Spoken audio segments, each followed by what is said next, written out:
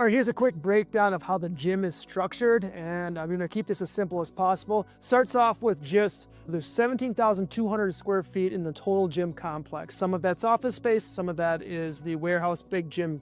The rate all in that we're at is $11.57, and then $5.10 goes towards the operating expense. Now that $11.57 is divided in a couple things, but I just lump that into one form of payment that's necessary.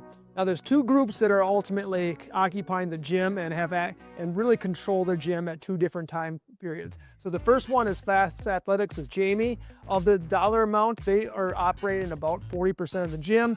So their annual expense is $120,000. That's what they're paying to make sure that they have the right to that space at the certain times that they need the space. The other group is the C-Suite, and that's just a conglomerate of different, more adult-based programs in addition to business owners that are using the space. So between the Fast Athletics and the C-Suite, which is basically athletes and adults, C-Suite occupies about 60%, Fast Athletics about 40%, and then it just depends upon the time of the day. So let's look at that second. Obviously, sports season is very seasonal. We'll run through how Fast operates and how the C-Suite operates. In the spring, which we're now entering into the spring season, we don't have anything that's really out of the ordinary. It's just you have a school year. So in the school year with the athletes, they primarily control from 3 o'clock to 9 o'clock at night. Any time outside of that, it's going to be the C-Suite. On Saturdays and Sundays, and some Friday nights, the C-Suite does occupy, and we've rented the gym and we've done some different things there where Fast Athletics isn't necessarily using the gym at that time.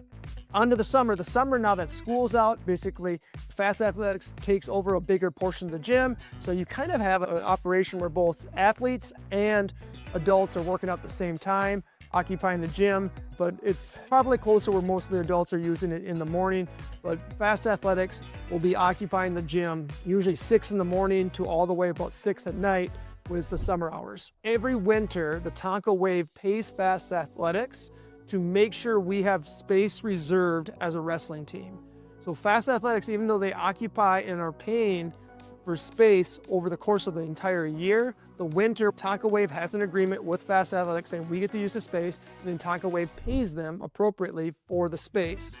In the fall, then we're back kind of on the same schedule. So a couple of things to note is that the winter is the only time that a team is allowed to come in and has first refusal of space just because of the wrestling component to it. The other times, it's just a split between Fast Athletics and C-Suite. Anybody wants to come in to reserve space, they just either, if it's inside the time of Fast, then you really don't have reservations. It's more Fast is just operating their programs out of it.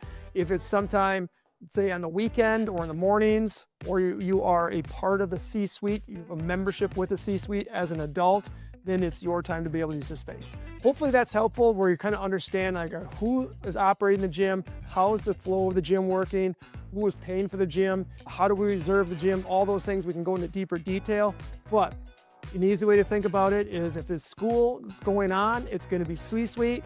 If it's a weekend, it's a C-Suite. If it's the core athletic hours from 3 o'clock to 9 o'clock, then it's going to be Fast Athletics.